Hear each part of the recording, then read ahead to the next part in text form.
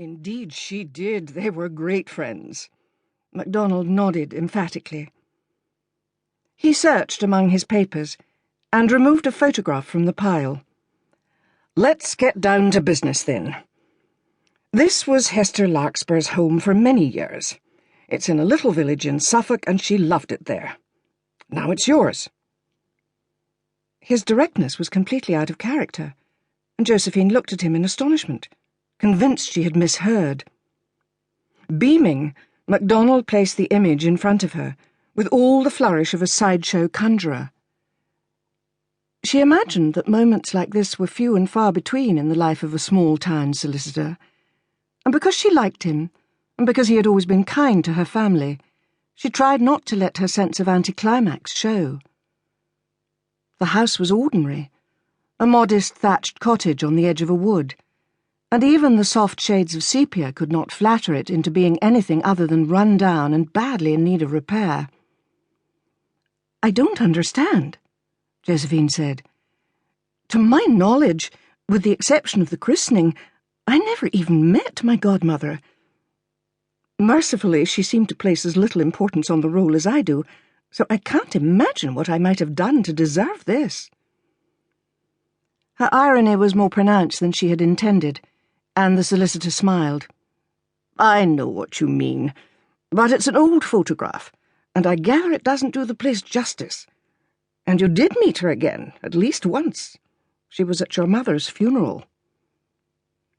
Josephine thought back over the years, but the day was a blur to her, filled entirely with grief, and with a selfish fear of how her mother's early death would change her own life. She had been in no mood to welcome strangers. "You were upset," MacDonald said gently. "Too upset to remember or even to notice who else was there." His kindness made her suddenly vulnerable, and took her back to a moment she had not prepared herself to revisit. "My mother often talked about her, though," she said, trying to keep the sadness out of her voice. "I remember how pleased she always was to get a letter. Etta, she called her. My youngest sister took the nickname from her, but we never actually knew her. She'd moved south by the time you were born, but she and your mother kept in touch, as you say. They'd been friends from childhood, lived next door to each other, went to the same school. When Miss Larkspur's husband died, your mother became the main beneficiary. Now that responsibility has passed to you." His choice of words was interesting, Josephine thought, and appropriate. "Isn't there anyone else?" "No family. No, and very few close friends. There are a couple of smaller bequests, but nothing very substantial. Miss Larkspur lived a solitary life on the whole, more so as she got older." "A childhood friendship once removed still seems a very distant hand to entrust your life to." "Perhaps, but nothing would surprise me after all these years." He shrugged and poured her more tea. "And what do you do if you die alone without a next generation to look to, and with no one else who cares about you or really needs your money?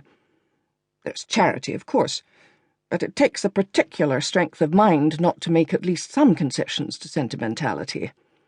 A will really is the last word, you know," he added, tapping the papers in front of him. "It's your chance to say what you think without any fear or pretensions or niceties. Some people use it to settle a score or underline a grudge, but it's more often the reverse. Lots of people force an emotional obligation in death that never existed in life, and it's only human to lay claim to a love that will still be there when you're gone. Anything else smacks of failure." He smiled.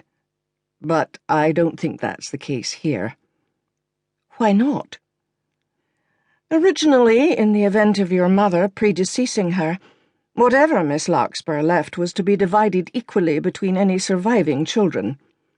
She changed that relatively recently, because she knew by then that you were making a success of your life in a way that would have made your mother very proud. And most importantly, doing what you wanted to do.